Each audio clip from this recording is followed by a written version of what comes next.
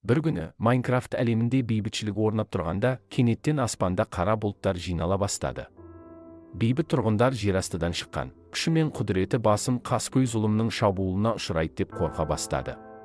Тұрғындардың басына қиындық түскенін білген, оларды қорғайтын біреу керек болды. Бұл уақытта алыстағы тау шыңында әуе қолбасшысы, қанаты бар батыр өмір сүріп жатқан еді.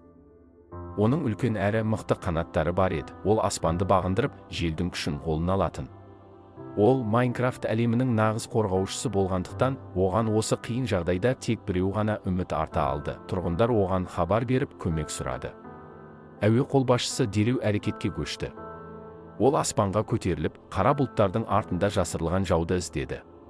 Оның алдында үлкен сынақ тұрды. Тек қанатының күшімен және жүректің батырлығымен бұл зұлымдықты жеңіп, тұрғындарды қорғауы керек еді. Ол өз қанаттарының күшімен аспан арқылы жылдам қозғалды. Желдің күшімен зұлымның жолын кесуге тырысты.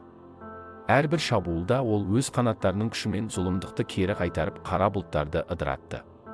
Әуе қолбасшысы қорықпай, өзінің барлық батылдығын жинап, соңғы соққысын берді. Ол зұлымды жеңіп, тұрғындарды қорқыныштан құтқарды. Тұрғындар оны құрметтеп, оның ерлігін мәңгі есте сақтау үшін ескерткіш орнатты. Әуе қолбасшысы оларды құтқарып, бейбітшілік орнаған әлемді сақтап қалды. Оның ерлігі туралы әңгімелер ұрпақтан ұрпаққа жалғасып, барлық Майнкрафт әлеміне тарады.